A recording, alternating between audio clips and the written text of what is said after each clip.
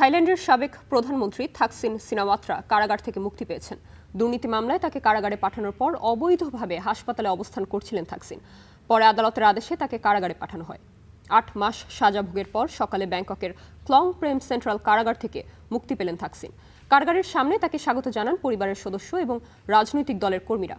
কারাগারের বাইরে জড়ো হওয়া শত শত সমর্থক তার পক্ষে স্লোগান দেন।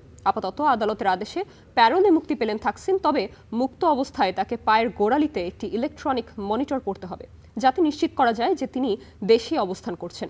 এর আগে ১৫ বছর স্বেচ্ছা নির্বাসনে থাকার পর ২০২৩ সালে থাকসিন থাইল্যান্ডে ফিরে আসেন। ২০০১ থেকে ২০০৬ সাল পর্যন্ত তিনি থাইল্যান্ডের প্রধানমন্ত্রী ছিলেন। এ সময় স্বার্থের সংঘাত এবং ক্ষমতার অপব্যবহারের অভিযোগে তাকে ৮ বছরের কারাদণ্ড দেয় আদালত। পরে থাইল্যান্ডের রাজার আদেশে সাজার মেয়াদ কমিয়ে ১ বছর করা হয়।